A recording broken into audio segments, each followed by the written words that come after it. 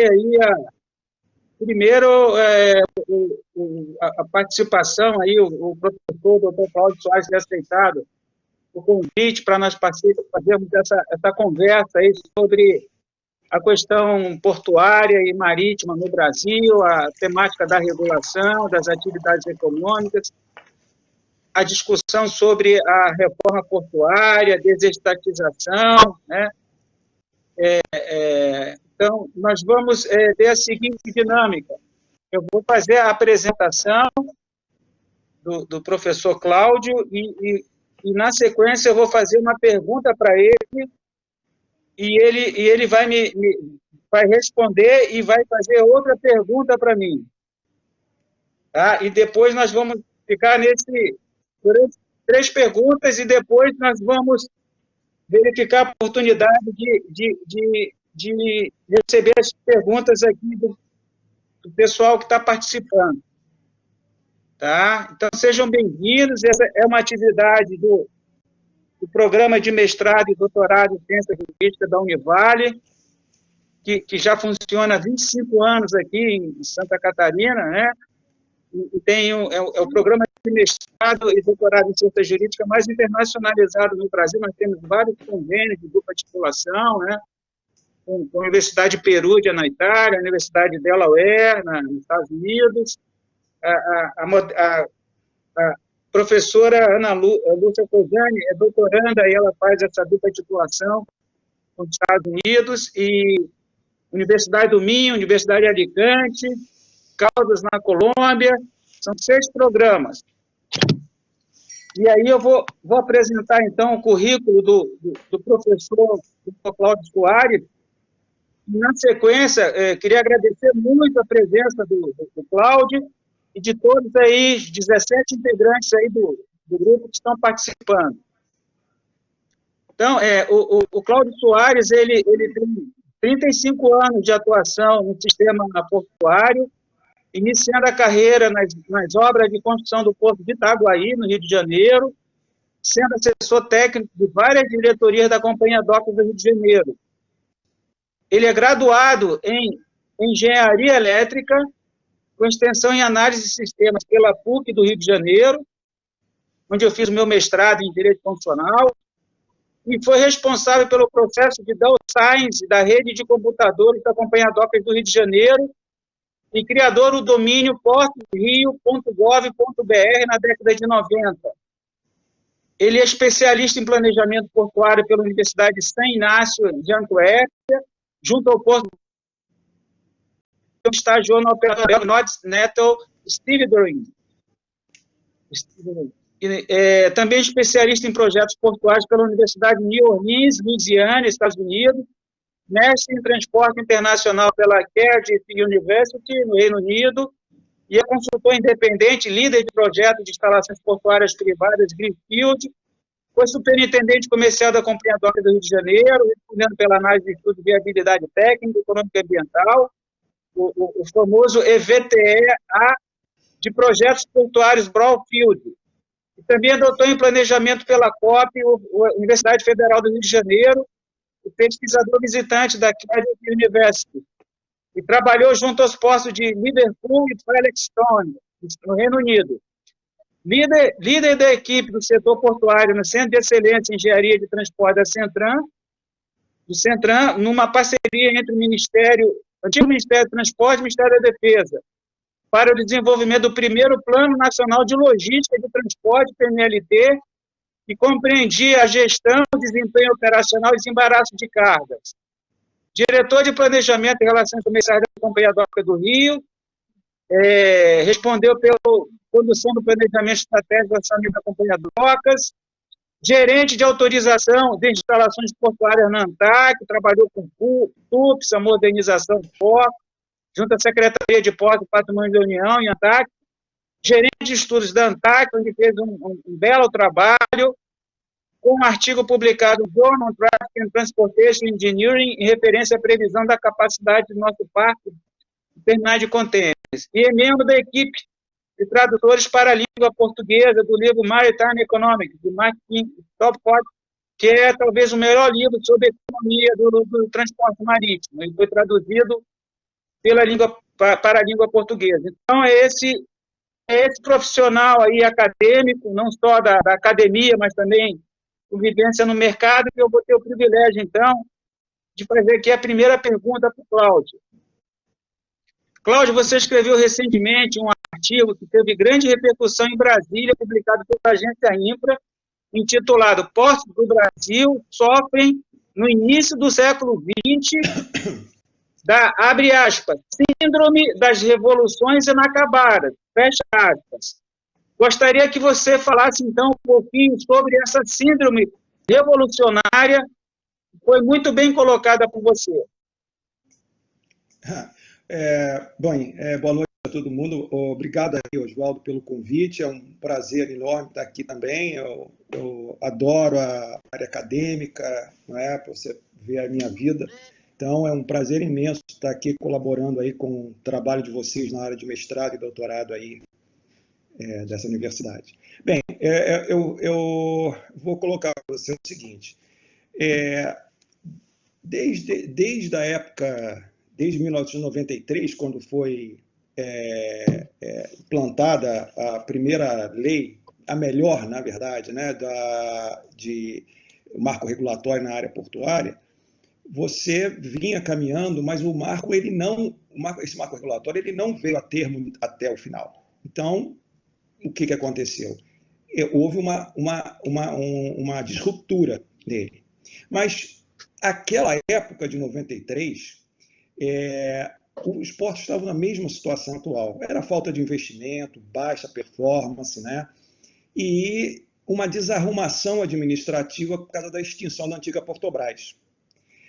E essa questão disruptiva, né, dessa época, quando rompeu, de repente terminou a Portobras da noite para o dia, né, e criou uma insegurança jurídica muito grande no setor e a coisa desandou. E o que aconteceu? Começou-se a visitar os portos internacionais, principalmente o pessoal da área de indústria, siderurgia, querendo dar uma solução para essa questão, porque era uma performance muito baixa realmente e os custos eram muito altos, né? E o Estado não tinha como investir, porque nós trabalhávamos como a França, né? Tudo era feito pelas administrações portuárias. E o que aconteceu? Houve uma tentativa positiva, né? Positiva, teve um projeto de lei, foi discutido 1 ano e pouco, né? E aí se estruturou e foi promulgada a Lei 8630, né, de 23 de fevereiro de 93. Bem, a 8630, ela tinha como duas bases principais, era o Conselho de Autoridade Portuária, que era baseado no Conselho Municipal do Porto de Antuérpia, que veio da Segunda Guerra Mundial, né? Surgiu, era um conselho tripartite, onde os aliados chegaram em Antuérpia e eles não sabiam como lidar com todo mundo falava Flams, né? Flamengo, e ninguém se entendia, e eles conseguiram organizar isso conversando num conselho onde tinha os empresários, onde havia o poder público e a mão de obra, né? Os trabalhadores. E, com isso, eles conseguiram coordenar o porto, e isso aculturou esse projeto veio, né? Esse modelo de gestão evoluiu e até hoje é assim, né? E nós copiamos esse conselho, né, que era deliberativo, começou a andar de forma adequada, e também criou-se o órgão gestor de mão de obra, ou seja, que era uma cópia também do CEPA, né, que também era do Porto de Antuérpia, na época chamava CEPA, acho que era Central de Empregados do Porto de Antuérpia. Central de Empregados era francês até, né? Então, o que aconteceu, né? O que se esperava de acontecer depois da promulgação da lei? Primeiro, toda autoridade portuária, ela não tem uma característica de SA, de sociedade anônima. Ela tem uma característica de autarquia. Muita gente não gosta de ouvir isso, mas essa é a realidade. A empresa pública é autarquia. Essa aqui é a realidade das empresas, das autoridades portuárias de sucesso de classe mundial. Então, o que se esperava? A substituição da companhia Docas como a empresa de economia mista na época, de capital fechado, e e para um agente autárquico. E já estava nesse caminho, conforme já previa a Lei 9.277, de 96, ela já previa a possibilidade de se transformar em agentes autárquicos estaduais, empresas de economia mistas federais, e que se alinhava ao conceito de autoridade portuária na época, mas isto não aconteceu. E também imaginava-se uma redução de quadro de pessoal, tudo mais, também não aconteceu. E também uma reestruturação do Instituto, né, de Seguridade Social lá do Portos, que garante aí a aposentadoria dos servidores, dos profissionais da área portuária do Estado. Isso também não aconteceu. A primeira coisa que se viu, mesmo não tendo tomado essas providências de alinhamento, né, ao modelo pretendido, houve um salto de produtividade. Nos terminais especializados, os terminais arrendados, houve um salto de produtividade, você vê os gráficos de produtividade e movimentação, né, principalmente nos terminais especializados de containers, houve um salto de box, né, do box rate por movimentação por hora, e depois voltou a crescimento vegetativo em termos de 7% ao ano, né? E com isso, todo o processo de privatização da operação, quer dizer, é onde se ganha dinheiro no porto, né? O processo de operação foi todo privatizado no ano 2000. Agora, essas coisas que não aconteceram, que não vieram a termo, né? A questão da adequação da autoridade portuária como agência. Na verdade, a autoridade portuária é uma agência de desenvolvimento. Alguns falam que é uma agência imobiliária, mas não é bem uma agência imobiliária. Ela tem um leasing de imóveis, tem tudo isso, mas ela, na verdade, ela trabalha, ela promove, ela busca o desenvolvimento regional e, naturalmente, nacional, como consequência do desenvolvimento regional. E as coisas que não aconteceram, né, que aconteceram do lado ruim, vamos dizer assim, foi a influência político-partidária federal, com equívocos de planejamento, às vezes sem planejamento, aumento dos passivos trabalhistas, né, os passivos contratuais e trabalhistas, e baixa manutenção da infraestrutura portuária.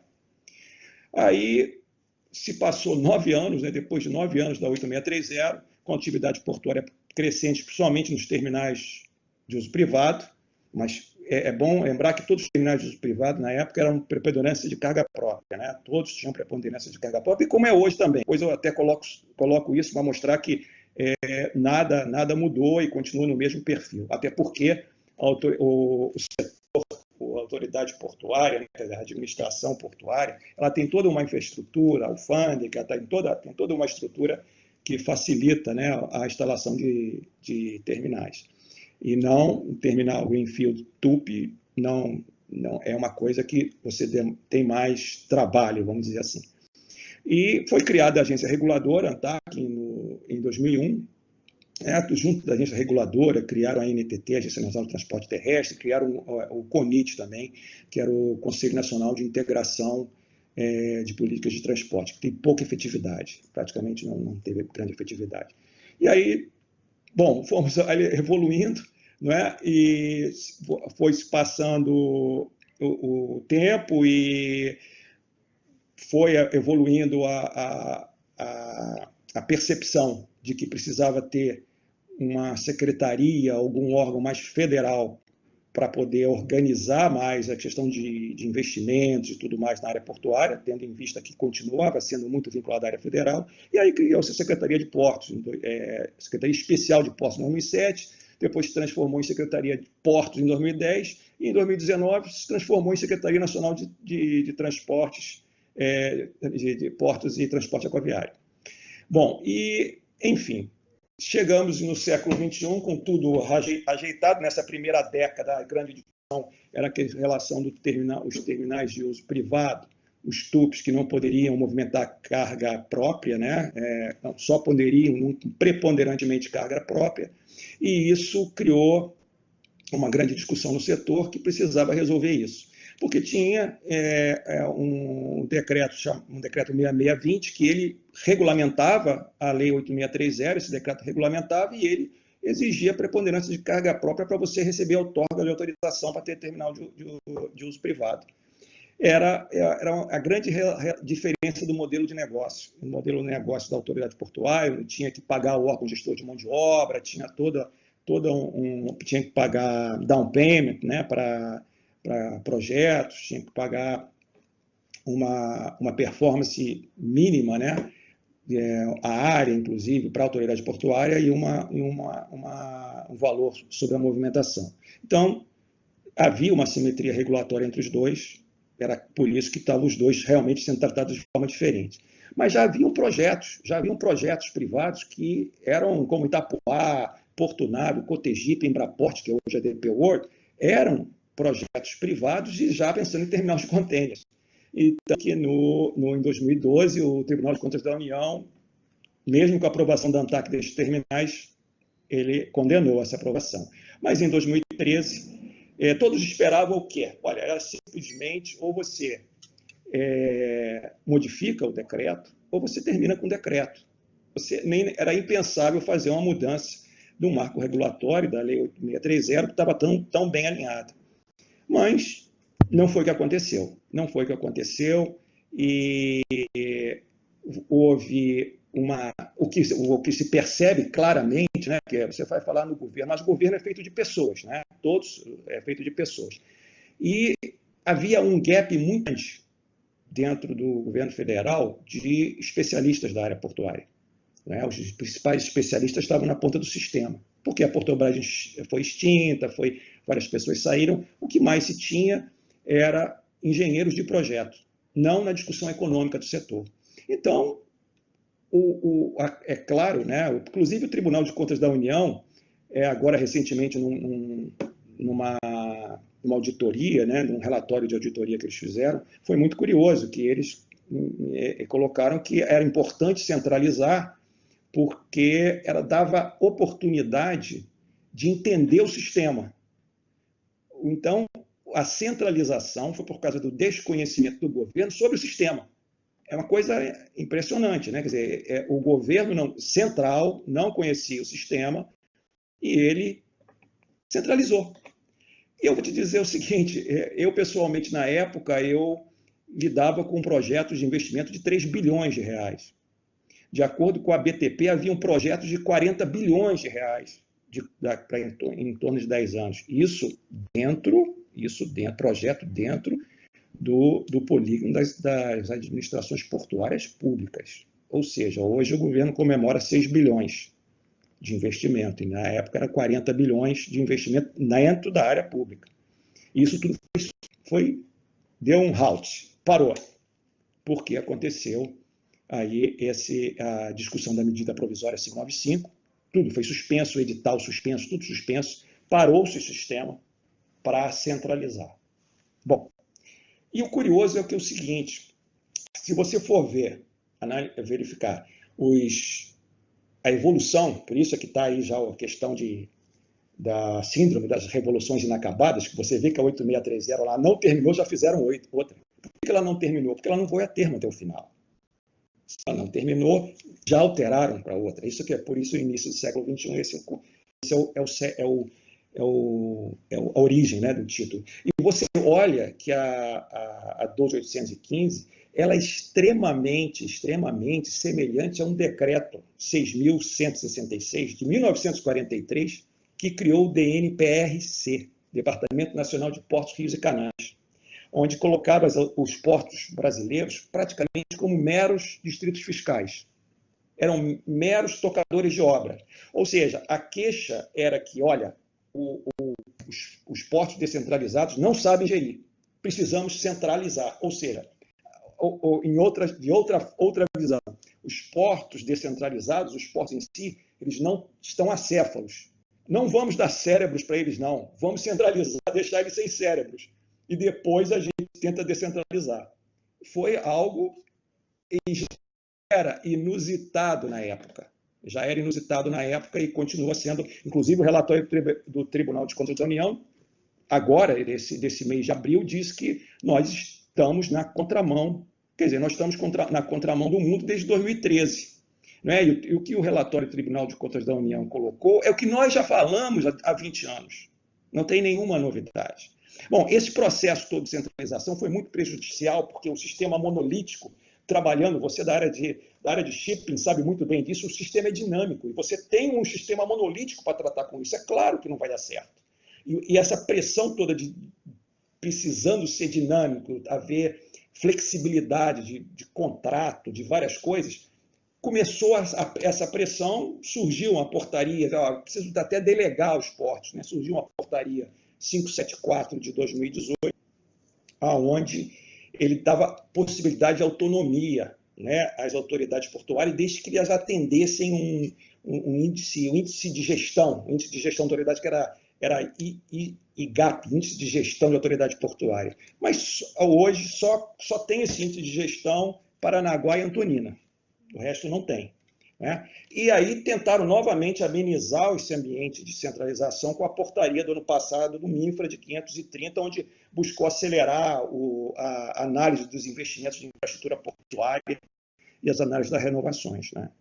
Então, o que aconteceu? Qual foi o que a 12815 afastou do conceito de autoridade portuária? O CAP deixou de ser deliberativo, passou a ser consultivo. É uma mera reunião para trocar ideia, né? Vamos combinar, né? É isso que acontece. E a indicação dos gestores com base política partidária continuou. Então, né, não houve, até houve a criação, recentemente, a 2016, né, a 13303, a Lei das Estatais, onde criava-se o comitê estatutário, o comitê de elegibilidade, né? Mas isso também não... É claro que você vai ouvir nas apresentações, olha, agora nós temos gestores técnicos, você vai ouvir isso. Agora, eu faço um desafio de você nessas empresas, quantas vezes essas comissões foram criadas e foram destituídas. Até porque quando começa a não aceitar alguém, se destitui. Também acontece isso, acontece também de todas as formas. Existem gestores técnicos e gestores não técnicos, não é 100%. Então, você tem também, inclusive o relatório do Tribunal de Contas da União coloca isso, apesar de ter a influência... Não, aliás, desculpe, minto, não foi nem o relatório do Tribunal de Contas, foi a FENOP, Federação Nacional dos Operadores, que colocou isso. Olha, mesmo com a 13303, é preciso realmente terminar com isso. Bom, enfim, como eu estava dizendo para você, então, toda essa decisão de centralização, o próprio Tribunal de Contas da União coloca, olha, isso só ocorreu porque precisava se desenvolver expertise especializada na matéria, porque havia necessidade de uma visão. Quer dizer, o governo não conhecia, né? Então, ainda dizem, olha, a centralização permitiu o conhecimento. Meu Deus, você está no mesmo país. Então, você vai parar todos... Isso que aconteceu na realidade. Você parou o desenvolvimento para você conhecer, ou seja, o governo central. Não foi para monitorar, para aprender monitorando e para poder trabalhar de forma integrada, né? O problema do Brasil é esse, ele precisa dar liberdade para o camarada operar, para o camarada gerir uma autoridade portuária, em umas bases de metas. Agora, outra coisa também, tem que saber o que é meta. Porque meta em atividade portuária, onde tem 90% de fator exógeno, é algo um pouco complicado. Se você tiver com setores disponíveis para você ofertar, tudo bem. É como você faz em Roterdã, como você faz em Antuérpia, está sempre monitorando a ocupação do berço. Quando você vê que, olha, essa tendência, eu vou construir outro berço, vou ofertar o subberço para o mercado. É uma coisa. Agora, você ter meta de produção, mas aí é privado. O cara privado, ele sabe que se ele não produzir, ele está pagando. Então, se ele não tiver uma performance boa, ele tá reduzindo a lucratividade dele. Então, isso é uma coisa que será, né? Então, por isso que eu disse para vocês que é essa questão dessas revoluções inacabadas, né? Então, é isso aí. Outra coisa também que é muito importante é o seguinte, uma das razões que você disse, nos últimos 10 anos, antes da 1815, só foram realizados 9 certames 9 certames, você vai ouvir também isso, o governo falando às vezes, 9 certames licitatórios pela autoridade portuária em 10 anos. Enquanto que após não é, a medida provisória 595, que veio a lei, nós já se realizaram 26, não é? Realizaram 26. Cláudio, os economistas, eles chamam essa questão da síndrome, né, da revolução inacabada, alguns chamam do país do voo da galinha, né? Na hora que está começando ali, aí isso, vai, mas aterriza de novo. E nós estamos nisso. Isso, né? Há 3, 4 décadas, né? Exatamente. Então, quando você fala assim, olha, ele era muito ineficiente, só teve 9 certames licitatórios nos últimos 10 anos, depois do ano 2000. E nós já fizemos 26. Mas, espera aí, o próprio Tribunal de Contas da União identificou que desde a promulgação da 8630 até o final de 2002, foram 140 contratos de arrendamento. Então, você tem o gráfico, você dá o ramp-up, você dá o salto, depois você estabiliza. É normal, você não vai ter, não é infinito, os arrendamentos, as áreas portuárias não são infinitas. Então, um argumento que na lógica não tem fundamento. Essa razão. Outras, eles também, na verdade, não há fundamento para esse tipo de centralização. Foi uma questão que no meu ponto de vista, ideológica, que foi feito isso, e não houve uma discussão. Se você for verificar que foi feita uma medida provisória, você que é um excelente advogado, você sabe muito bem que a medida provisória tem 2 bases, urgência e tem a outra, urgência e relevância. Isso, urgência e relevância. Urgência e relevância.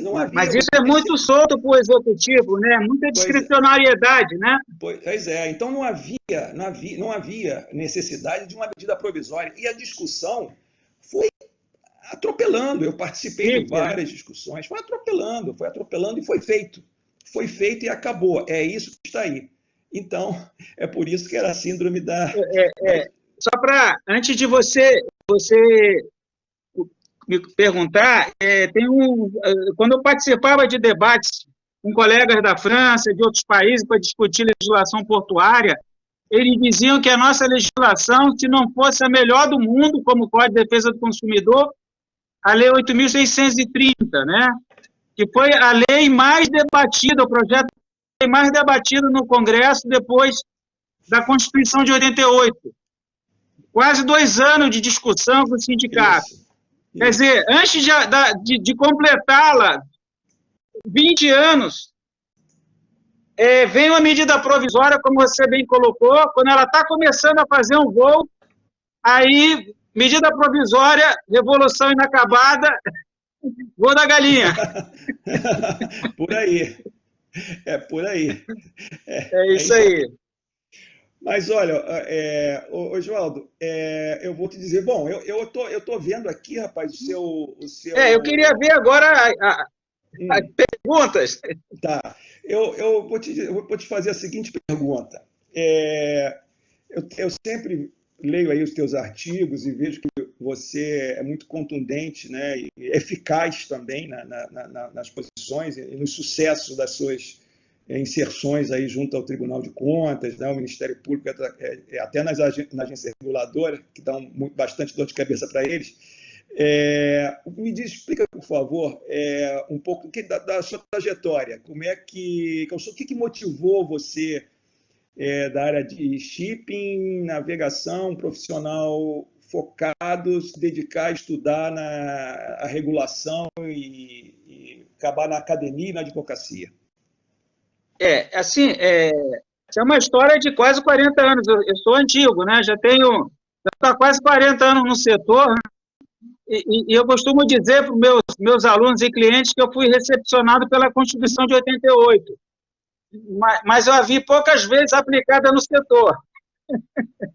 Então, assim, como você colocou aí, eu vim do setor de navegação, eu sou oficial de náutica da Marinha Mercante, né? Entrei em 81 na escola, me formei em 83, viajei 4 anos em vários tipos de navios, no longo curso, né, para 27 países, e aí depois de 4 anos de navio de container, navio da Petrobras, carga geral, navio da Petrobras e da Vale do Rio Doce também, resolvi fazer direito e me dedicar ao setor. E me dedicava mais ao direito marítimo. E quando eu fui fazer o doutorado aqui na Federal e resolvi ficar em Santa Catarina pela qualidade de vida, e comecei a lecionar aqui no mestrado em 2004, eu lecionava um semestre de direito marítimo e um semestre de direito portuário. E comecei a ver, por causa da base de direito constitucional, que havia muitas lacunas que poderiam ser resolvidas, ocupadas, né, se tivesse uma regulação setorial por essa agência que foi criada em 2001, que é a Agência Nacional de Transportes Aquaviários. E eu não podia entender por que havia um Código Comercial de 1850 e um projeto de lei que nunca terminava no Congresso e não havia um ajuste na legislação. E aí comecei a me aprofundar e comecei a lecionar o direito regulatório no mestrado e resolvi fazer o pós-doutorado lá nos Estados Unidos para tentar beber um pouquinho na fonte e fazer um estudo comparado entre a regulação setorial do transporte marítimo da atividade portuária dos Estados Unidos com a do Brasil. E Cláudia, a regulação ela é um conceito que vem sendo utilizado na ciência jurídica e que envolve alguma complexidade e vem da física.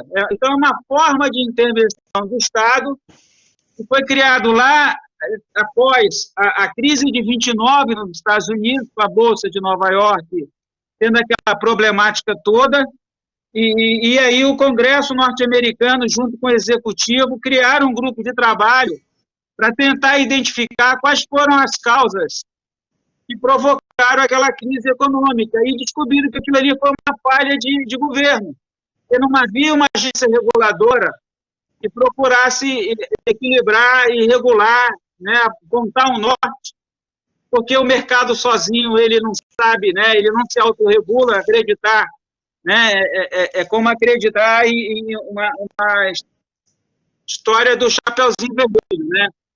Achar que o mercado vai buscar o interesse público, né, e na hora que o mercado ele tem problema, ele precisa do Estado. E essa comissão de estudo nos Estados Unidos criou, em 1933, a Securities Exchange Commission, que é uma agência reguladora para cuidar do mercado de capitais, que aqui no Brasil foi criada nos anos 70, a Comissão de Valores Mobiliários.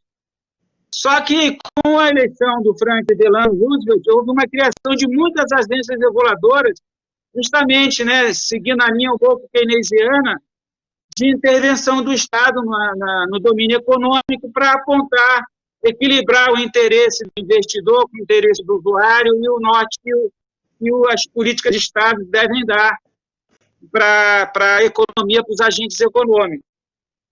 E esse modelo foi de agências reguladoras setoriais, que são autarquias, que fazem parte do executivo, mas, de certa forma, elas têm uma intervenção, seja no processo de aprovação dos diretores das agências, né, que, no caso brasileiro, precisa ser aprovado pelo Senado, uma indicação do Executivo, e seja no controle também através das comissões, né, específicas, né, para cada tipo de agência reguladora. E nos anos 90, então, quando houve a reforma do Estado, na época, o ministro do Bresser Pereira criou o MARE, né, Ministério da Administração e Reforma do Estado, e foram, então, estudar modelos, né, de regulação para dar segurança jurídica, porque os setores regulados eles são complexos, são dinâmicos.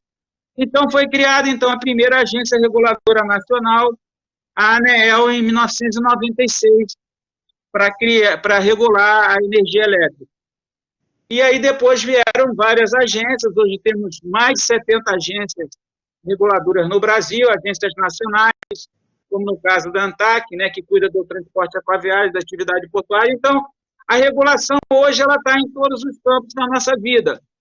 Se nós tivermos algum problema aqui nessa transmissão, você tem a regulação da ANEEL, energia elétrica. né? Se tiver algum problema com o transporte aéreo, ANAC, né? Plano de saúde, né? Agência Nacional de Saúde, Anvisa. Então, tem a água, a Agência Nacional de Águas. Então, a regulação hoje é como a que está nessa sala aqui, que nós não vemos, mas se nós os retirarmos, nós vamos sentir falta.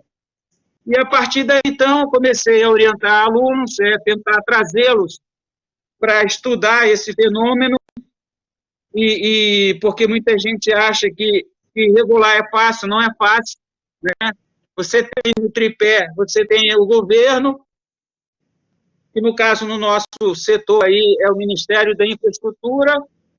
Nós temos, de um lado, a indústria regulada, que são os terminais, os armadores, os prestadores de serviços, os agentes intermediários, e, de outro lado, você tem o usuário e o consumidor. E a agência está no meio desse triângulo, que ele tem que ser, de certa forma, equilibrado para que a regulação ela não vá, a agência reguladora não puxe nem por um lado nem por outro, nem para a indústria regulada, nem para o usuário, nem pelo governo. E esse fenômeno, quando ocorre, é um fenômeno muito problemático, chamado de captura, e aí a coisa desanda e se pode transformar, a emenda sair pior do que o soneto. Então, de uma maneira geral, aí, né, desde fiz o doutorado na Federal, estudei um pouco o sistema judicial norte-americano, fiquei um ano lá em Stanford, e depois de 2007, quando eu voltei para os Estados Unidos, eu publiquei um livro chamado Direito Regulatório e Inovação nos Transportes e Portos, no Brasil e nos Estados Unidos, tentando fazer uma discussão, né, humilde, né, mas com propósito de contribuir para o desenvolvimento do setor. E desde então nós temos tentado aí, de certa forma, sem copiar ipsilíteres o modelo norte-americano ou de qualquer outro modelo, olhar para os benchmarks, para as experiências comparadas que são mais exitosas, para que nós possamos corrigir um rumo melhor, claro, adaptando aqui as nossas características, que são diferentes de outros países, né? O direito aqui é um direito romano-germânico, o direito norte-americano já está vinculado ao common law, lá você tem basicamente 2 partidos, né? A regulação é mais estável, mais fácil, e mais técnica também, porque eles têm uma trajetória maior, e no Brasil são mais de 30 partidos políticos, né? Sem consistência programática, enfim. Se a ciência jurídica é um fenômeno que eu já digo que é complexo, né, vocês não procuram, eu falo para meus alunos, vocês iriam se consultar num cirurgião cardíaco que aprendeu medicina, cirurgia cardíaca sem estresse, ou num manual simplificado? Não, eu não iria. Né? E o direito é a mesma coisa, né? Ele é uma ciência complexa, né, os fatos, principalmente quando se decorrem num mercado como a regulação, eles precisam de ter uma expertise técnica adequada e buscar solução primeiro no âmbito das agências reguladoras, e não no judiciário ou em outros órgãos. Né?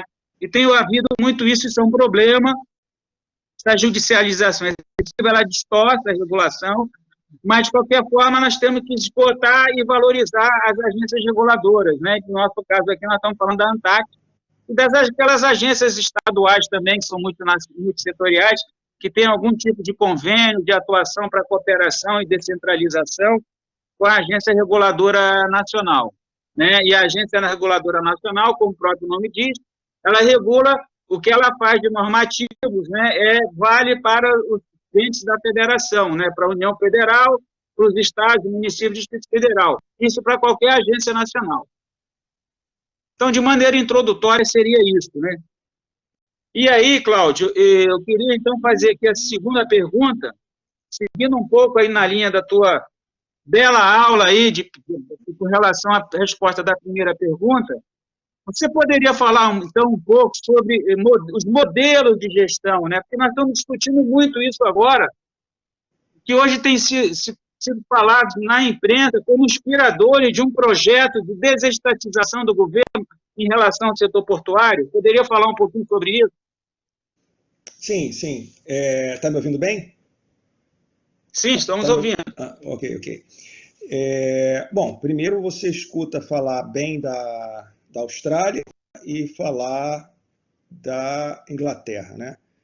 A Austrália, eu conheço, razoável, e a Inglaterra eu vivi lá 5 anos, então, e trabalhei no esporte lá, e para mim, eu sei bem o que eles fazem lá, e o curioso é falar em autoridade portuária em relação à Inglaterra, porque lá não existe, só tem uma autoridade portuária lá, né, que é o London Port Authority, que na verdade é o Port of London Authority, na verdade é o PLA, que não é, só tem esse nome porque ele é do Rio Tâmisa. Mas o que mais está sendo focado é a Austrália, né? Então, quer dizer, se você for ver, a Austrália tem 70 portos, né?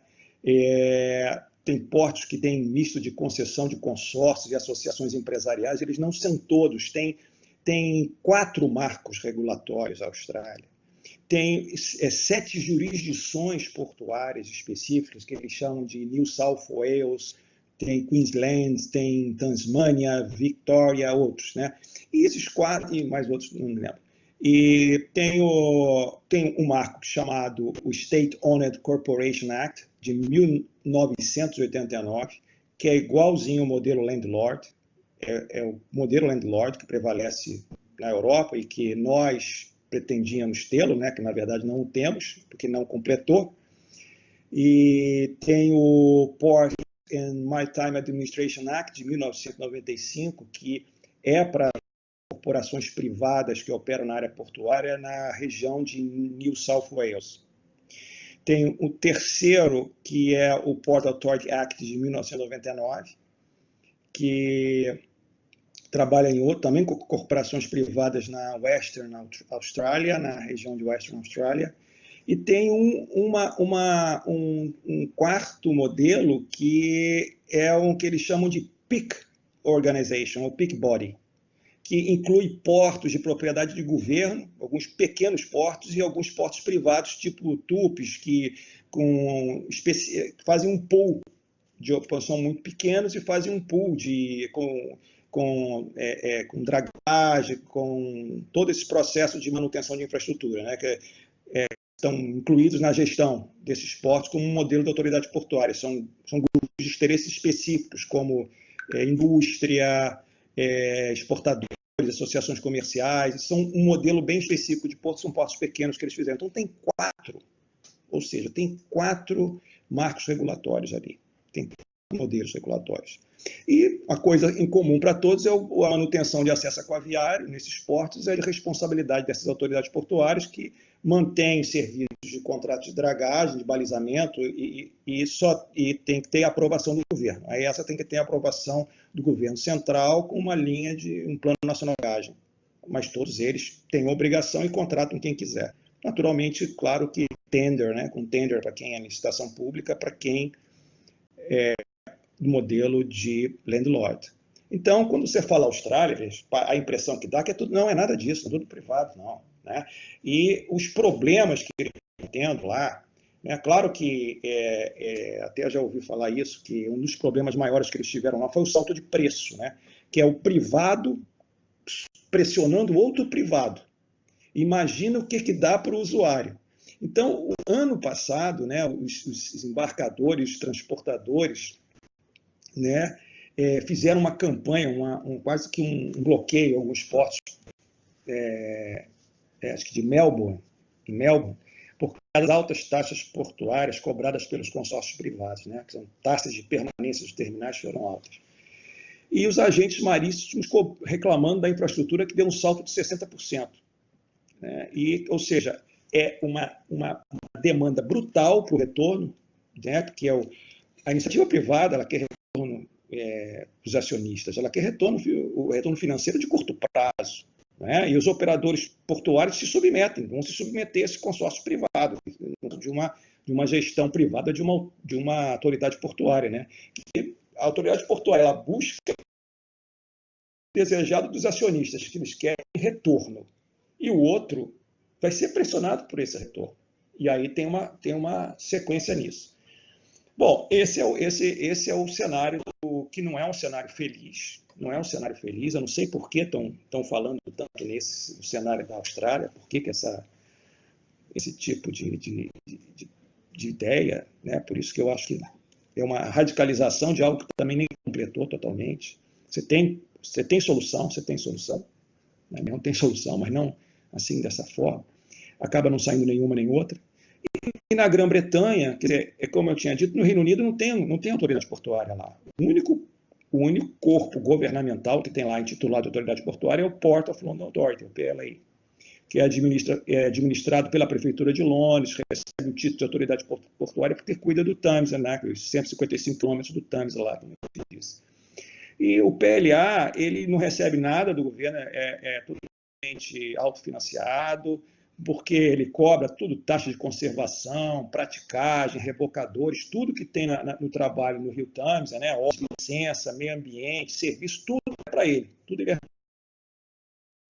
Aqui, quer dizer, a Austrália tem 70 portos, né, um continente, né, continente australiano, e o Reino Unido tem 120 TUPs, né, que esses TUPs eles movimentam 95%, mais ou menos 90% a 95% da movimentação do comércio exterior britânico.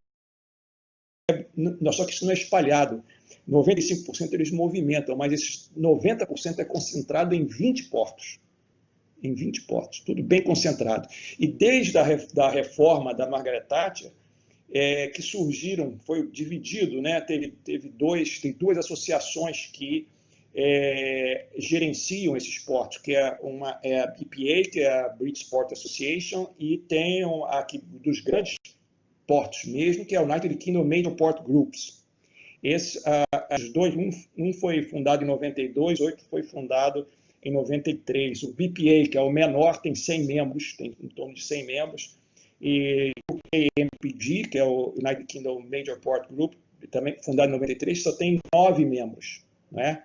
Mas esses 9 membros, novas corporações privadas que controlam 40 terminais e que movimentam 70% do comércio exterior britânico. Ou seja, são TUPs, né? Eu tive a felicidade de trabalhar em Liverpool, fiz até os meus 40 anos lá, foi muito legal. E Felixstowe também, são terminais privados. O Liverpool é mais parecido, ele tem terminal de container, tem terminal de carga geral, tem uma terminal de granéis e líquidos, mas é totalmente gerido, né? É um grupo privado. Mas não tem um conceito de autoridade portuária, porque a Grã-Bretanha é um território totalmente já construído, né? O grid de transporte está totalmente já construído, aí pode só livre competição, né? E, da mesma forma, na Austrália, a manutenção de acesso aquaviário dos portos britânicos, né, é de responsabilidade dos terminais, mas seguem orientação de um órgão de governo central, que é o MMO, que é a Marine Management Organization, e atende um marco regulatório de 2009, que é o Coastal Access Act de 2009. E a dragagem nesses portos é feita por um pool de empresas, né? Tem empresas de dragagem associadas a uma federação de empreiteiros de dragagem, né? Que eles chamam de Federation and Dredging Contractors. E onde tanto as duas associações, o BPA e o UKMPG, são associadas desse. Olha o conceito que não tem absolutamente nada a ver com o Brasil, nada a ver. E esses serviços de dragagem são executados por ordens de serviço, pelo MO, em nome do Departamento de Transporte do Reino Unido, ou seja, tem que ser visto e aprovado. Ele precisa ter livre para fazer, mas ele está sempre informando ao Departamento de Transporte. Agora, com o Brexit, isso vai ser mais discutido ainda, né? Porque vai tentar competição, naturalmente, vai ter que aprofundar mais canal de navegação, porque vai passar a Europa, né? Continental. Bom, eu só queria colocar o seguinte, que esses são os dois modelos, né? Que se fala aqui de privatizar o modelo australiano ou o modelo inglês, né? Agora, da onde é a nossa origem, né? Que é a origem inspiradora de 1993, foi o Porto de Antuérpia, foi o Landlord Port Authority, né? E aí eu pergunto, como é que ele está hoje? Discussão, como é que ele está hoje? Olha, desde 97, que foi um pedido lá de empresários e tudo mais, que o Porto, né, de ser um porto vinculado ao município, assim como um conselho municipal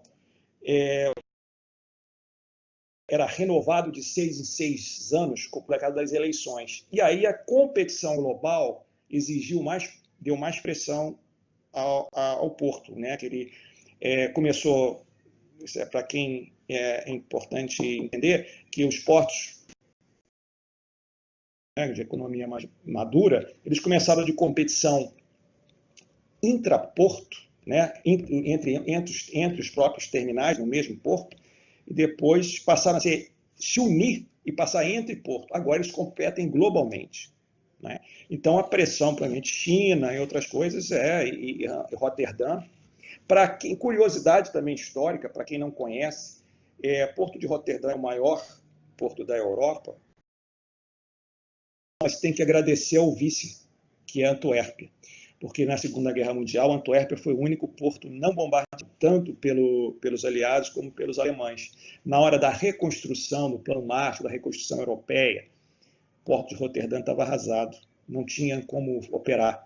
Então, todo o porto de Antuérpia funcionando perfeitamente, claro, com alguns danos, né?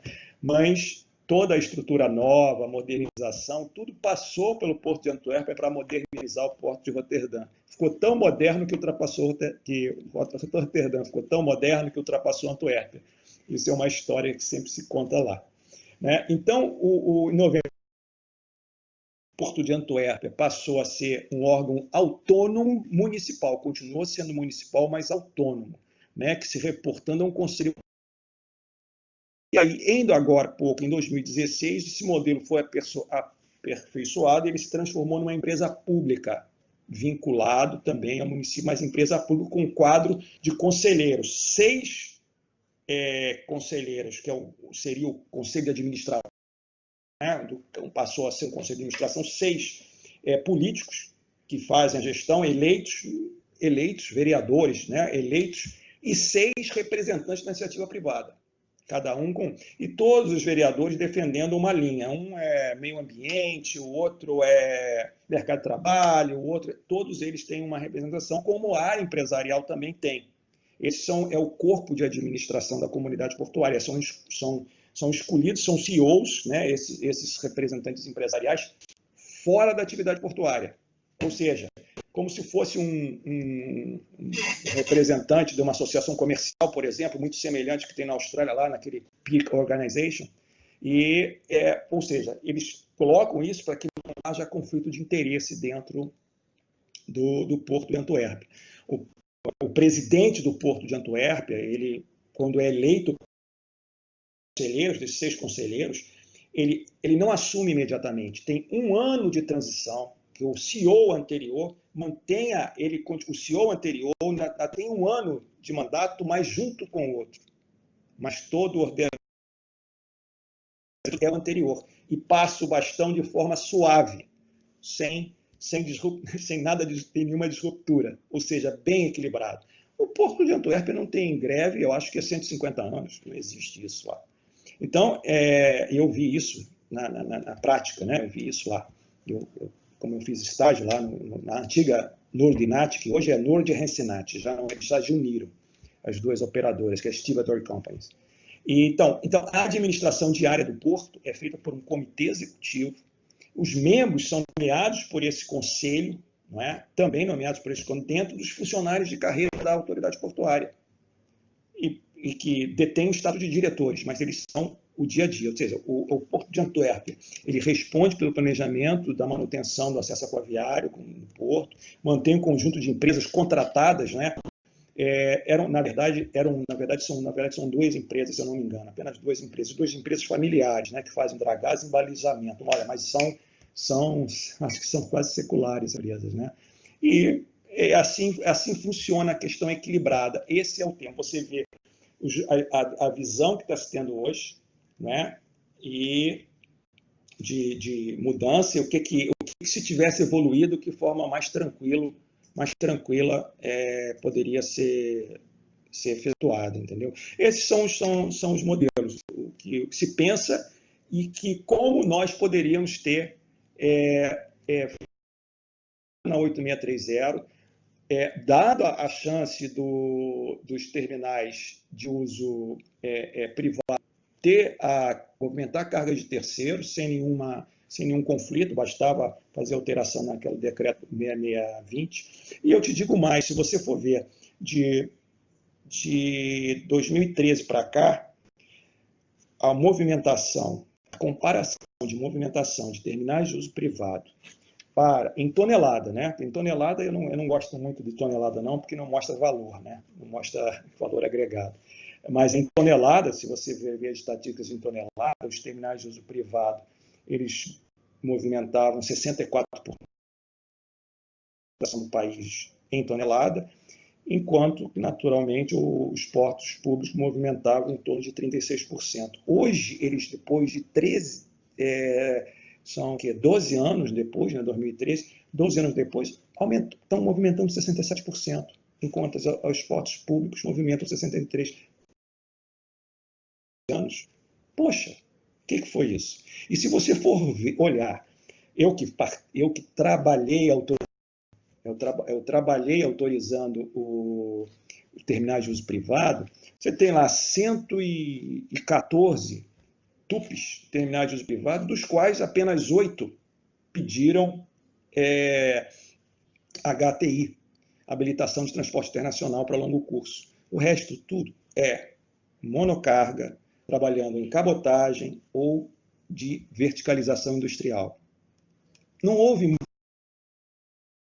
Fizeram, na verdade, uma desarrumação no sistema em 2013 para obter alguma coisa sem nenhuma cientificidade, e hoje não deu certo. Mas não deu certo também, o grande problema é a morosidade, o que chama overload accountability, várias camadas de controle e de burocracia que você repete várias coisas, overload accountability. Então, isso continuou, isso não resolveu, não houve uma simplificação. Estão partindo para isso. Eu acho que corre o risco de ser outro voo de galinha, mas você vai ter muito trabalho, vai ser bom para você.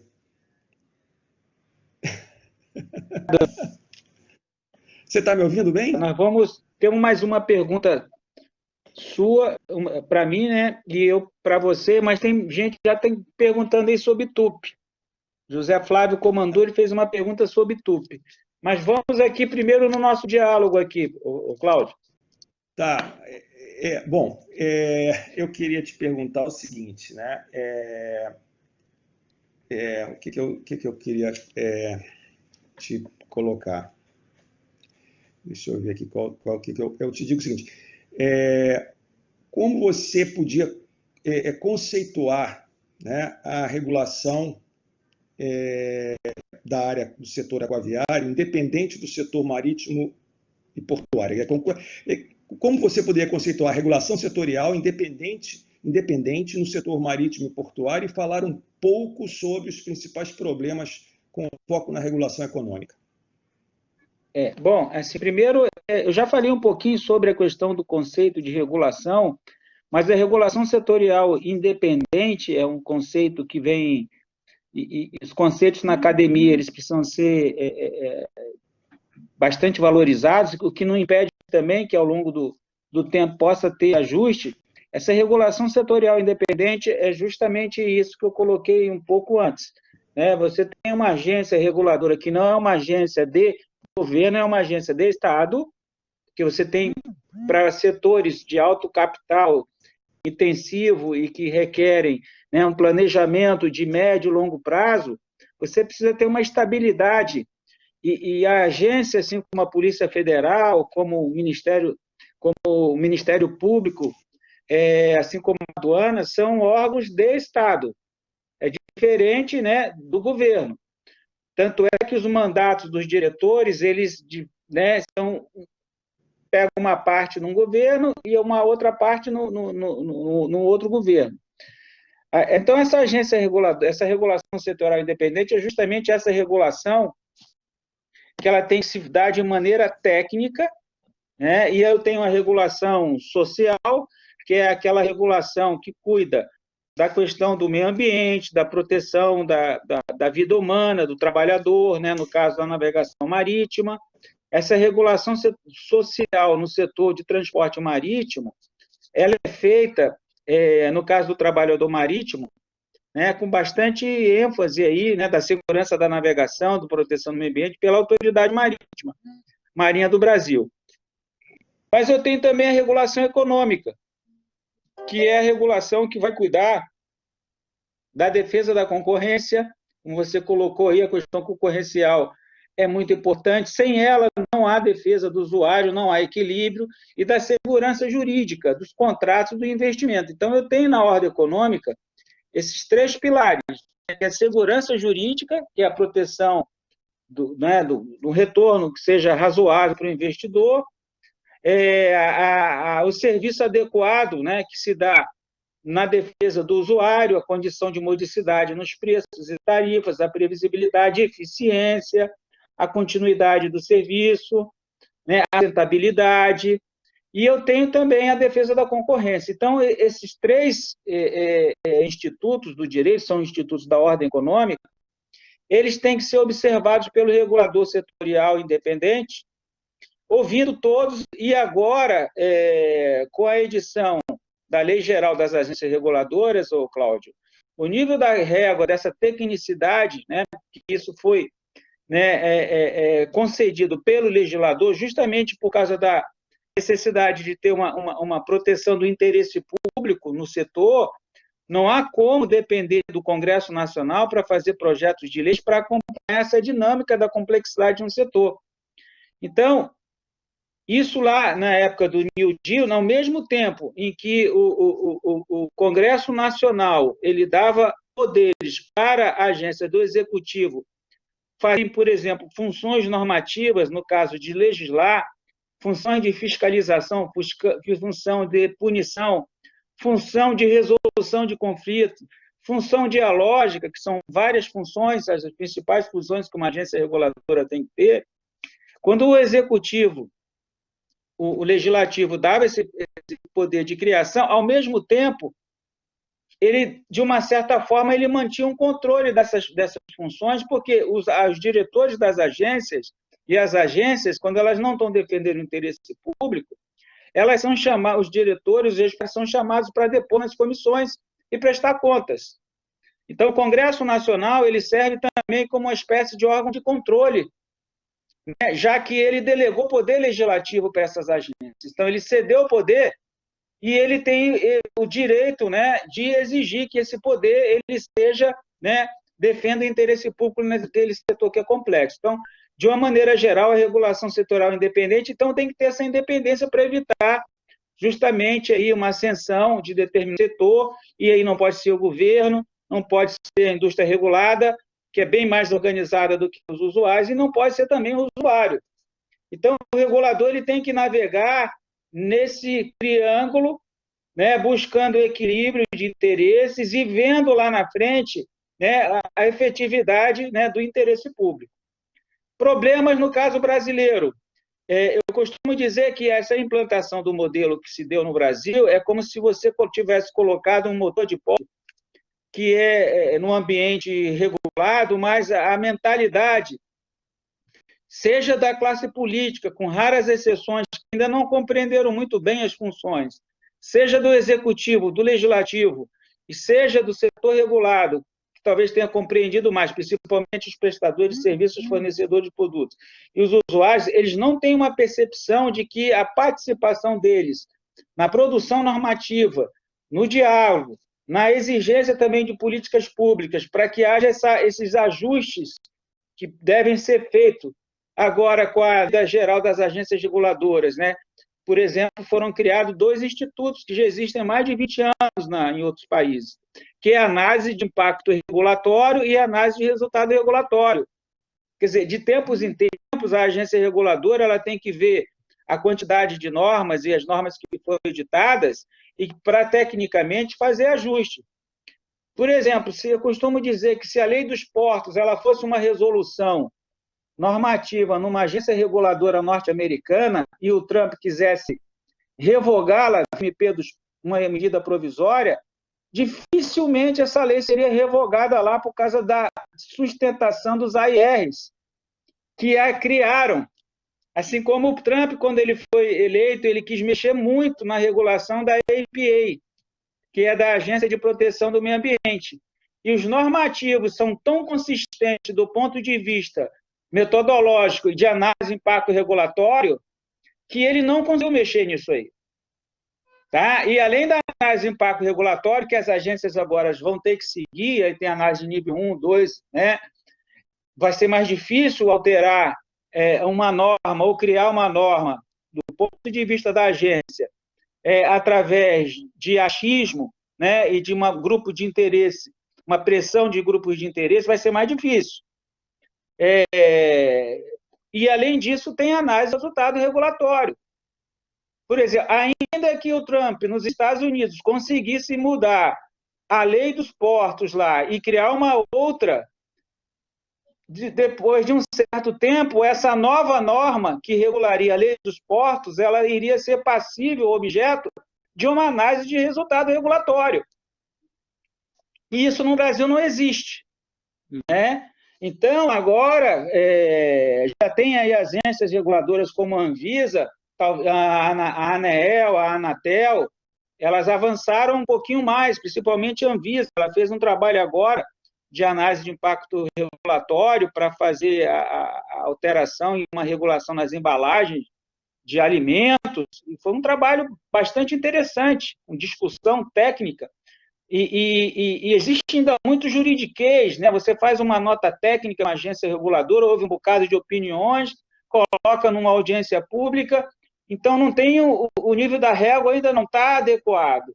Então, essa lei nova, Lei Geral das Agências, e que ela não traz somente isso, ela traz agora uma obrigatoriedade de ter uma cooperação entre as agências reguladoras e os órgãos de proteção do consumidor, né, entre os órgãos de defesa da concorrência, que no caso é o CAD. Então, essa cooperação, a possibilidade de edição de uma resolução por mais de uma agência reguladora. Então, agora, em tempos de pandemia, hoje é muito possível que uma agência reguladora, por exemplo, a ANTAC, junto com a Visa ou outra agência, elas possam editar uma resolução editada por 2 ou 3 agências. Né? Uma resolução que é muito comum, essa interface no setor do petróleo e gás, no setor marítimo e portuário, eu posso ter uma resolução agora editada por 2 agências, a ANP e a ANTAC, dentro desse novo modelo agora. Então, assim, nós temos esse paradoxo, que o nosso legislativo ele tem sido muito generoso para o executivo quando edita essas normas, ainda que possa ter alguma crítica num ponto ou outro, né? Mas, ao mesmo tempo, o executivo e a sociedade civil, principalmente o setor aí, os usuários, né? Um pouco também alguns setores dos prestadores de serviços, mas eles ainda não têm a percepção das possibilidades, dos limites do que uma agência reguladora pode fazer naquele setor regulado para a defesa do interesse público. Eu colocaria assim, na falta essa informação, né, existe muita assimetria de informação, e há muita conduta oportunista, e eu aprendi isso nos Estados Unidos, lá com o meu orientador, nada como a luz do sol, né, para ter transparência e mostrar, né, a problemática e do que a falta de regulação permite, né, quando você tem essas condutas oportunistas, né, discussões não muito republicanas, aprovação de normativos, né, embora submetidos à audiência pública, mas a gente às vezes sabe que tem ali, de vez em quando, aparece um jabuti, né, e colocam na árvore, para tirar esse jabuti da árvore, você sabe que é difícil, né? Mas, assim, de uma maneira geral, seria essa, assim, a minha percepção. E aí, para fechar, Cláudio, eu vou pedir que você seja assim, um pouco mais breve, porque tem pergunta aqui. Diante desse cenário, de forma resumida, como você enxergaria um modelo de autoridade portuária estável a longo prazo? Bem, está me ouvindo? Estou. Está me ouvindo? Tá. Bom, ser sucinto com isso é difícil, mas vou tentar. Porque, primeiro tudo bem, o mérito está ok, você buscar a eficiência das administrações portuárias, isso não se discute, né? Mas o método o mérito ok, o método é que é o problema. Então, se você for fazer questão de privatização, você olha o modelo mundial. Aqui no Brasil a gente fala muito em modelo, né? Como se as pessoas vou fazer o meu modelo de negócio e não conseguem perceber que os grandes portos eles cresceram de forma natural. A vida dele, do modelo de negócio, foi natural, não foi forjado, ele foi natural. Mas a gente chama de modelo, vou tratar assim. E essa questão da privatização, você olha, como estava dizendo, o benchmarking mundial, e você pode ver o Banco Mundial desaconselha, na reforma agrária, fala que não é aconselhável. A governança portuária daquele European Seaport Organization também desaconselha, a UNCTAD desaconselha, e o relatório do TCU aponta que nós estamos na contramão. Ou seja, mas ele deu o diagnóstico atual, mas ele está falando sobre o reflexo da 12815. Então, quer dizer, você olhando tudo, vivendo a autoridade portuária, vivendo a relação dos portos, você vê que o grande problema se chama burocracia e assimetria operacional dos agentes atuantes do porto. Por quê? O porto opera 24 horas, os órgãos anuentes não operam, e esses custos são transferidos para os empresários, que são transferidos para os usuários. Não é? E você tem a questão da gestão, por exemplo, você tem uma baixa execução orçamentária.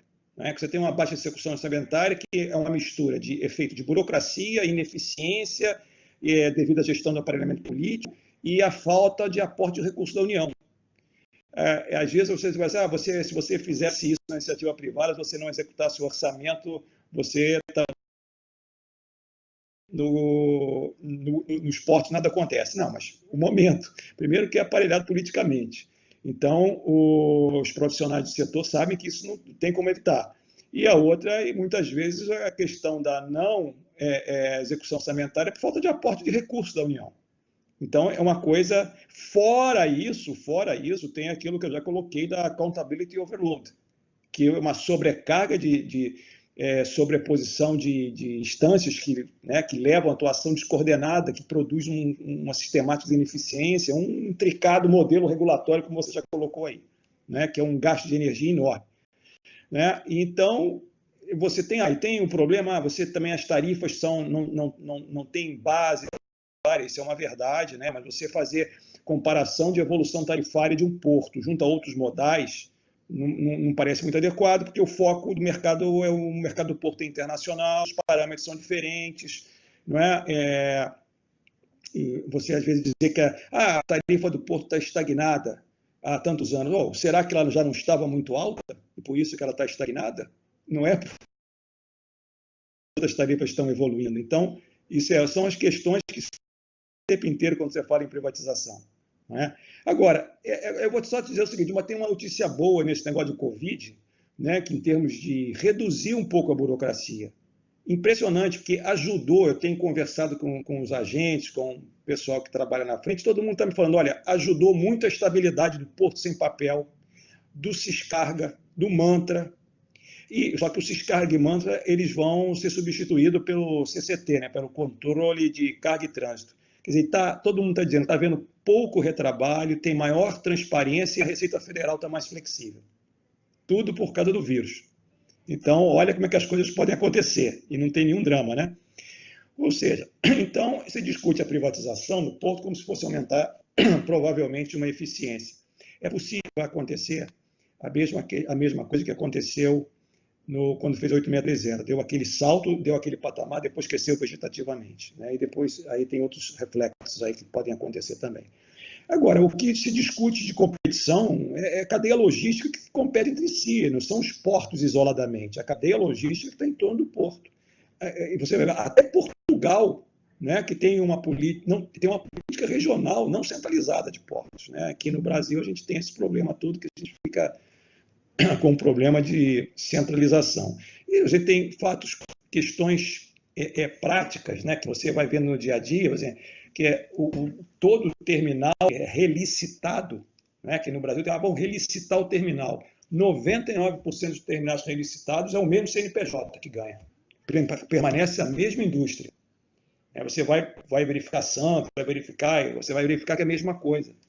Então tem toda essa burocracia de relicitar, fazer estudo de viabilidade de novo, é um gasto de energia que parece até irracional, mas é tudo, a gente entende que é tudo para proteger o patrimônio público, e a gente vê que isso também tem dificuldade mesmo assim. Então eu acho que eu poderia mudar o mindset nesse negócio, né? Então, você tem vários exemplos, né? Quer dizer, você tem um exemplo que outro dia me falaram que é o STS-20, lá, o Terminal de Sal e Fertilizante de Santos, que ele ganhou, que foi ganho, né, a licitação pela Hidrovia do Brasil, os caras assumiram em dezembro, parece, né, até no mês passado, não sei se ainda está, não conseguiram alfandegamento e licença ambiental. O que a autoridade portuária pode fazer com isso? Não tem, aí deu outra saída logística. O próprio Rio de Janeiro, na época do trigo, no terminal do trigo, na licitação do trigo, a coisa demorou tanto que eles tiveram que fazer um bypass logístico, fazer a operação via greve, e que o custo aumentou. Né? Se você está num porto de Roterdã, em Antuérpia, sai um terminal, entra outro para o mesmo espaço, ele herda o alfandegamento. Não tem que realfandegar. Né? E você ter toda vez que termina 25 anos, os terminais mais antigos, né, que aí fizeram já um puxadinho de tempo, né, de arrendamento, na hora que tiver que fazer nova, relicitar, por exemplo, Rio de Janeiro, se for relicitar o terminal, né, da Libra e da Multi, parou o Rio de Janeiro, os dois estão um do lado do outro e operam container. Né? Então, tem todas essas coisas que você vê que são questões burocráticas, que não são de ineficiência, mas burocrática. Né? E o conceito de que a autoridade portuária não é um fim em si, ela não é uma entidade arrecadadora, é uma entidade de desenvolvimento. Ela que mexe por ter uma ferramenta econômica, uma ferramenta de economia, não é um fim em si mesmo. Então, quando você vai privatizar, você vai dizer que ele é um fim em si mesmo. Porque o camarada vai querer o retorno dos acionistas, e é o fim em si mesmo, a atividade é um fim em si mesmo. Mas vai ter todo moldado, vai ter que seguir. Vamos ver como é que isso vai se dar na prática. Você está se aventurando. Em vez de se preocupar em evoluir, está fazendo uma revolução. Né? Né? Então, até para você, por exemplo, hoje em dia, para você fazer uma ampliação de um porto, eu sou uma autoridade portuária, quero fazer uma ampliação de um terminal, tem toda uma burocracia para fazer uma ampliação de um terminal, de um arrendatário. Né? O processo dura 2 anos, aí criaram aí um terminal de risco de investimento, um TRI, né? Que o objetivo era acelerar, mas aí tem que analisar. Não é que os caras têm culpa, a agência reguladora, da secretaria, porque não tem braço. Entendeu? E o cara que vai ampliar o terminal dele, quer demonstrar que quer ampliar, ele tem que comprovar a emergência do negócio dele. Ele está assumindo o risco, cara. Então você tem coisa muito curiosa, né, que é o próprio governo central cria ineficiência. A gente não pode falar em privatizar o governo central, não é? Não é possível isso. Então, quer dizer, a figura, né, que é dentro do país, da autoridade portuária, na verdade nunca existiu. Né? Quer dizer, porque são administrações portuárias, porque o conceito ela não é aplicado. Né? E a questão da autoridade portuária privada, ela tem conflito de interesse, é lucro imediato versus planejamento. É isso que eles vão ter que calibrar. Não sei como é que eles vão fazer isso, cara. Realmente calibrar essa mentalidade arrecadatória, que é natural da iniciativa privada, né? Com a mentalidade de curto prazo, com a mentalidade de planejamento estratégico. Né? O tático é o operador, né? O arrendatário, né? O planejamento é a autoridade portuária. E aonde se ganha dinheiro já está privatizado. O problema é planejamento e desenvolvimento. Como eu já ouvi você falar uma vez também, Agripino, que o cara que está na ponta do sistema, ele está preocupado com a carga, que ela chegue no tempo correto, que ela tenha um preço módico, que ela não chegue sem avaria. É essa a preocupação, que tem que entregar em qualquer porto do mundo é isso. Pagar o preço módico, chegar sem avaria e no prazo acordado, próximo do prazo acordado. É simples isso. Simples. Planejamento. Simples isso. Simples. Agora, e tem uma questão também que não ficou clara, que também não é muito bem colocada, não sei se isso incomoda, é a questão do ógmo. A questão do órgão gestor de mão de obra, que você custa, basicamente, o órgão, mensalmente, R$250 mil. Eu e você montamos uma operadora portuária, temos potencialmente clientes, mas ainda não temos clientes.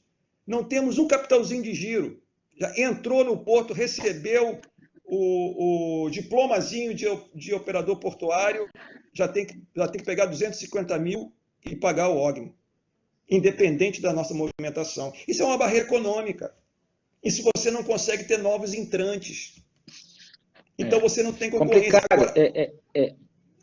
Aí vai chegar na questão da concorrência, que eu tenho falado muito, né? Porque desses setores, quem está dentro, os incumbentes, querem continuar dentro e trabalham junto ao regulador para criar barreira de entrada para os novos entrantes. Exatamente. E aí todo mundo quer o monopólio. Isso aí é natural da economia, mas o regulador, eu tenho dito que é melhor tentar, embora é difícil, domesticar o monopólio, né, ou o cartel, do que destruí-lo. Né? Então, é uma questão que não é simples, né? E eu acho que o Estado brasileiro ainda está faltando muito, né? O pessoal, mas você é a favor da verticalização? Não, eu sou a favor, mas desde que tenha regulação, né? Se é um modelo que tem o mundo inteiro, o armador ser sócio do terminal, né? Porque não há dinheiro, não há recurso, você tem que tentar regular para que ele não abuse da posição dominante dele em relação a isso, né? E deixa ele investir. Mas tem que, não é fácil, né? Então é um processo. Ana, quanto tempo nós temos ainda aí para tentar aqui, para nós... Tem uma pergunta aqui do José Flávio. Deixa eu ver aqui, ó.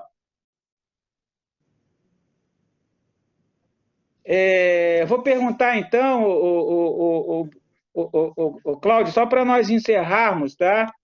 O José Flávio, que é advogado, trabalha aí na área de seguros, ele faz a seguinte pergunta: boa noite a todos, uma excelente aula. Doutor Agripino, qual a sua percepção da estrutura portuária atual no Brasil, em especial os TUPs, e quais as boas novidades você gostaria de ver implementadas? Eu já falei, de certa forma, né, que os TUPs são muito bem-vindos, mas nós precisamos ter regulação econômica adequada. Sem regulação econômica adequada, e aí eu digo, nos setores em que tiver, né, abuso de posição dominante, concentração, né, e externalidades negativas, reajuste de preços muito acima dos custos marginais, você desenvolveu uma metodologia de price cap para limitar isso, né, e ter mais poder dissuasório, né, você tem que regular o armador estrangeiro no mercado de containers, o armador ficar fora da regulação, jogar essa problemática da regulação, esse ônus para as EBNs que tentam entrar nesse mercado e para os terminais não verticalizados, né, é uma externalidade negativa muito grande. E eu queria que, então, que o Cláudio aí já também fizesse seu comentário sobre essa pergunta e já fizesse aí a conclusão da sua fala. Cláudio. Muito obrigado, Zé Flávio, pela pergunta. Olha, você está perguntando sobre os TUPs. Olha, está me ouvindo? Está me ouvindo? Sim. Tá. Bom, os TUPs, como o Agripino colocou, são muito bem-vindos. É natural que tenha acontecido hoje em relação aos TUPs e as arrendatárias das autoridades portuárias. Eles têm muito mais pautas em comum do que porque, na verdade, ainda continuam sendo dois mercados diferentes. Não tem mercados que são... não tem competido. Eu dou sempre esse exemplo do seguinte. Imagina um shopping center, você tem uma papelaria que está no shopping center. Fora do shopping center, você tem uma padaria. Não tem padaria no shopping center. O preço da papelaria que está no shopping center, todos os produtos que ela vende, está lá o condomínio, está lá os custos administrativos embutidos. A padaria está na rua, só vai pagar lá os impostos que já estão também incluídos na papelaria, tudo bem, não tem concorrência entre eles. Você vai ver que todos eles funcionam bem. No dia que montarem uma papelaria fora do shopping, essa papelaria do shopping vai fechar, porque a outra vai vender os mesmos produtos muito mais baratos porque não tem as despesas do shopping. Mas isso não tem ocorrido. Não tem ocorrido porque todos os terminais dos privados, eles são de granéis sólidos, granéis líquidos, eles offshore, apoio offshore. Não está tendo, tem alguns nesse projeto, terminal de container, mas não fez, que saturou o outro terminal, São Francisco do Sul saturou, então cresceu naturalmente e está tendo espaço para todo mundo, só precisa só deixar concorrer. E os portos, você ter uma ideia, está tendo assim um dos maiores problemas, antes de mais nada, um dos maiores problemas é o tempo, né, que tem um e outro. Os TUPs levam 1 ano e 4 meses para você receber autorização. Um arrendamento vai levar 2 anos e 4 meses dentro da portuária. Quer dizer, é uma coisa muito mais brutal você ter isso. E agora você falar entre os TUPs, né, quais são as vantagens, eu não acho que se é essa a pergunta, ou a importância, alguma coisa desse tipo. O que acontece? Está todo mundo com espaço vazio nos terminais. Tá todo mundo. Você tem uma avaliação do Rio de Janeiro, por exemplo, e de Santos, né? A desocupação de área, né, área ociosa, não é a área porto público, não, é dos terminais de container. Os terminais de container. O Rio de Janeiro está o Itaguaí, ele está com uma ocupação de 41% da área dele. Ele tem quase 60% desocupados. Janeiro, com os 2 terminais dele, a Multi, só está ocupando a área dele em operação 23%. A ICTSI, que era a antiga Libra, só ocupa 13% da área. São todos terminais. São todos terminais arrendados, privados. Há uma brutal recessão. No comércio exterior. Em Santos, a BTP, mesmo com 2 fechados, né, que é a Rodrimar e a Libra, acabaram os terminais, que migraram os containers para BTP, para Santos Brasil, para DPW, você olha que a Santos Brasil, essa está com 91% de ocupação. Essa está. Já a BTP está com 95% de ocupação e a DPW está com 50% mesmo migrando. Ou seja, ainda tem sobra, ainda tem espaço. Ainda tem capacidade de ampliação também nesses terminais, como no Rio de Janeiro. O Rio de Janeiro nem tem, né? O Rio de Janeiro não tem, mas Santos tem capacidade de ampliação. O Rio de Janeiro está ocioso com o que ele tem hoje, não é? Então, não tem problema de terminal de uso privado. Acho que está tudo bem com isso, entendeu? Paulo, Cláudio, pode concluir então em 1 minuto aí a sua fala para eu encerrar? Bom, o que eu digo para você, o que eu penso de ideal, né, de uma autoridade portuária, o ideal é que não tenha foco de retorno em curto prazo, porque retorno em curto prazo enfraquece a perspectiva de longo prazo, né? Reduz a capacidade do crescimento, reduz a quantidade de lucro acumulado, porque está sempre querendo retorno imediato, né? Que naturalmente, qualquer questão de lucro acumulado para investimento. E porque você olha aqui, o que a China faz? A China tem um controle acionário praticamente ao Estado chinês. O Estado chinês é um Estado empresa, né? Todas as empresas são globais. E eles trabalham exatamente dessa forma, trabalham em estratégico, em longo prazo, não trabalham em curto prazo. E a autoridade portuária é para trabalhar em longo prazo, não é trabalhar em curto prazo, médio e longo prazo, né? Quer dizer, o ideal é que essas gestões das autoridades portuárias fossem tratadas como agências de desenvolvimento regionais. Política pública nacional, mesmo que atendem política pública nacional, mas composto por representantes dos transportes, das associações comerciais, usuários, representantes das comunidades locais, trabalhadores, ou seja, um pool, né, com um quadro de CEOs. É bem parecido com o modelo de Antuérpia. É esse que é o ideal, onde toda a comunidade que vive do porto tem desenvolvimento do porto. É esse que que é o acordo. Eu até iria comentar sobre acho que não vai dar tempo, mas qual seria a ideia deles, né, com relação à desestatização, né, que tem mais ou menos uns 5 modelos, a abertura total, a alienação de ativos, concessão, né, que hoje é a ideia que eles estão pensando, né, que o governo está pensando, concessão de alienação de ativos para investidores, uma concessão simples e uma concessão para a gestão de um grupo privado, mantendo a manutenção.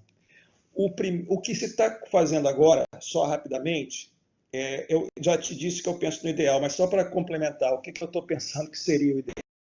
Eu estou reinventando a roda, né? Estou vendo o que realmente funciona, o que funciona, basta querer, é uma decisão política e uma parceria econômica com a área empresarial para conseguir isso, né?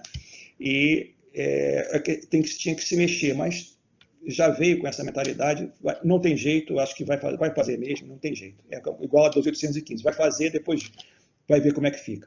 Na Codesa, que está mais adiantado, parece que deve ser um modelo híbrido, né? Que eles pretendem fazer uma alienação da empresa, da companhia Docas, com reversão no final do contrato, né? Dos ativos, e concessão do ativo operacional, ou seja, vai ter dois, e lá para a Barra do Riacho, que é totalmente greenfield, vai ser uma TUP. Então, vai ter uma coisa híbrida, né? Quer dizer, mas com um detalhe também, o concessionário que vai administrar os ativos não vai poder operar, né? Parece que admite-se exceções e tudo mais, e vai ter aquilo que a ideia que você colocou aí, vai ter um price cap inicial que atendendo à resolução normativa 32 da ANTAC, com uma estrutura tarifária, mas também ouvi dizer que poderá haver novos patamares de cobrança tarifária, caso não tenha sido visualizado na modelagem da resolução 32. Então, eu acho que estão tentando. O problema é gestão, e eles estão entendendo que, primeiro, que o governo não tem grana e que eles estão acreditando que a iniciativa privada vai resolver. Não resolve, entendeu? Quer dizer, desestatizando resolve, entendeu? Tá me ouvindo, Oswaldo?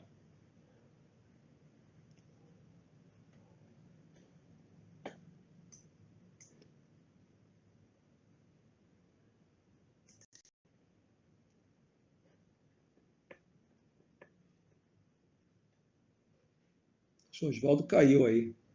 Eu não tô ouvindo ele.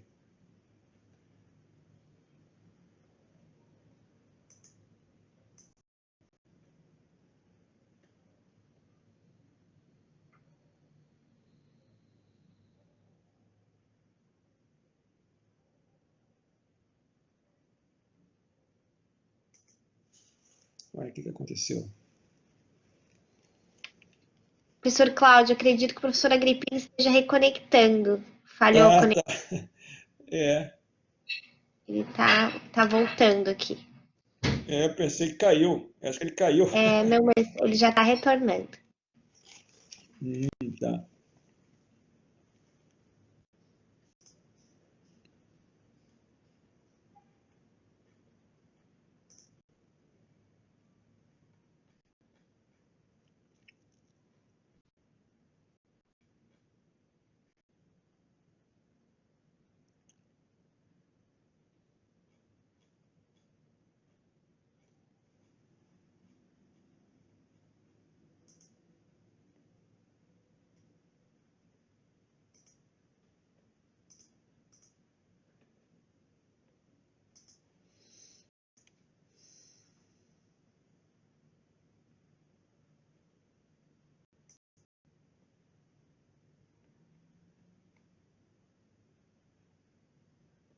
Voltou? Ele voltou, não? Parece aqui que sim. Vamos ver se ele já consegue nos escutar, professor Agripino. Acho que vamos botar ele aqui para cima de volta. Quanto tempo tem ainda? Vamos ver. Não, a gente não tem limite pela sala, né?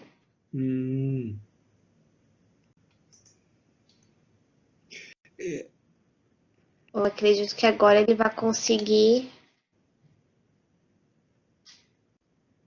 Uhum. Conectar. Tem muita gente reconectando, né? Ele Na está verdade, tentando. Ele é tá conectar de tentando. vários computadores diferentes. É.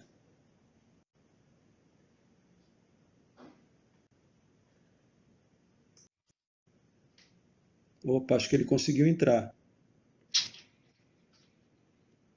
Agora parece que sim.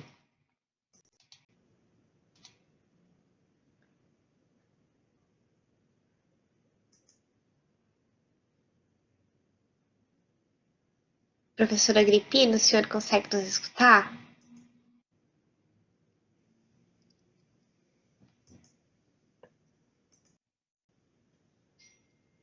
Coitadinho, acho que ele Ele tá bem ficou desesperado. mudo, ele caiu. Tem 4 computadores diferentes, me parece.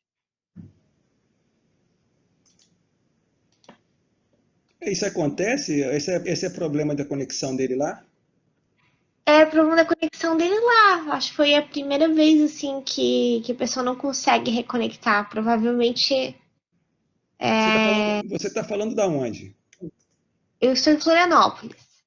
Tá em Floripa. Seja Bom, Tá agora Itajaí ou tá.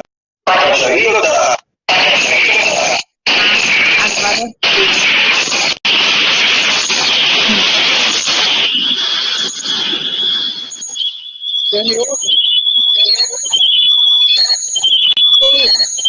acho que agora você está com muitos computadores desligar os demais. Eu não tô ouvindo.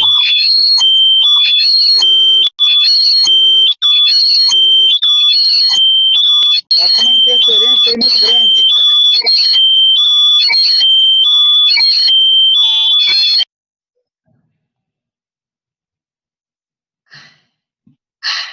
Agora me ouve? Agora sim. Mas você tá com alguma outra coisa aberta. Agora sim. Eu vou retirar os outros dessa Estão me ouvindo? Agora sim. Me ouve? Agora sim. Desculpa aí, deu algum problema aqui que eu tentei reconectar, mas assim, eu queria então aí agradecer a essa bela aula aí que nós tivemos aí do professor Dr. Cláudio Soares, vai ficar aí nos arquivos, né? Vai ser objeto de material de pesquisa aí para os alunos da graduação, da pós-graduação, especialização, mestrado, doutorado aqui da Univale. Cláudio, tivemos esse probleminha aqui no final, a sua aula e o nosso diálogo, ele ficou gravado, ficou muito claro, não teve aquelas intercorrências que houve na última live que você fez, né? O pensamento ficou muito claro e eu queria agradecer imensamente aí o apoio da Lu Pausani e convidar o pessoal também para amanhã. Ela vai falar numa live sobre o projeto de doutorado dela, que é Cyber Security and Privacy Law. A Lu é doutoranda, ela está fazendo estudo sobre a questão do direito à privacidade, à intimidade, na jurisprudência da Suprema Corte Norte-Americana, que é uma temática muito interessante aí. Ela tem 2 graduações, tem uma graduação em marketing também, em direito, e fez uma bela dissertação. Eu tive o privilégio, estou tendo o privilégio de orientá-la nessa temática aí, que é do direito comparado. E convidar também o pessoal, o comandante Oscar Cortese, que é um grande especialista em sinistros marítimos. Nós vamos no dia 26/6, às 19 horas, nós vamos tratar aí fazer uma live sobre sinistro marítimo e responsabilidades, o afundamento do navio Stellar Banner, tá? No dia 26. E o da Lu, com a professora Laura Jacobos, da Delaware Law School, amanhã às 19 horas. Professor Cláudio, aí, muito obrigado aí pela sua. Tivemos um torneio de 20 pessoas, é um tema muito específico, né? As pessoas perderam a oportunidade de saber que o vírus da China ajudou a tirar do papel o porto de sem papel do Brasil, né? Ajudou um vírus, que interessante, né, Cláudio? né? Um vírus chinês, ajudou a tirar do papel, pô, sem papel. Exatamente. Então, aí, eu queria deixar aqui a universidade à sua disposição e agradecer a todos aí, a Lu Cousani, os que se inscreveram podem depois obter o certificado aí da universidade, né? Nós não tivemos ali o Ibope do Moro, que é de umas 2 semanas, teve 505 pessoas na live do Moro com um professor que é juiz federal, mas ele veio falar sobre corrupção, né? Então, imagine, a sala estava entupida. Ela veio falar sobre vírus do Covid, sistema portuário, regulação e tudo, ninguém nem sabe o que é isso, aí pouca gente sabe. Fico feliz que isso fique aí gravado, que nós possamos aí, os alunos, os interessados, eu tenho certeza, nós vamos divulgar depois, quando ela estiver no site, o pessoal vai acessar para assistir essa aula que nós tivemos o privilégio. Cláudio, um grande abraço aí do coração aqui de Santa Catarina, tá? A casa aqui é sua, você tem obrigado pela oportunidade. Quê? Obrigado pela oportunidade. Alô? Obrigado pela oportunidade e... Tá ouvindo? Tá bom, Cláudio. Tá ouvindo? Tô ouvindo, tô sim. Tá bom, eu gosto muito dessa terra aí, cara. Tá bom, eu gosto muito dessa terra aí, cara. Gosto muito dessa terra aí. Que bom, que bom. Eu já sou um catarioca da Gema, né? Já estou aqui há 20 anos, né? Não tem mais jeito já, né? Mas vou sempre quando dá. Agora, em época de Covid, eu não vou, mas estou mantendo aí o contato com os amigos do Rio. Todo dia estou falando com o pessoal do Rio, São Paulo, né? Agradeço muito aí. Vou encerrar agora, agradecer a todos aí. Lu, muito obrigado aí por todo o apoio que você tem dado a nós aí, os professores, né? Com relação a essas lives, tá? Muito obrigado, um abração, Cláudio, a todos que estão aí. Vamos nos cuidar e termos todos uma boa noite. Um abraço, foi excelente. Tchau. Tchau, obrigado. Boa noite aí.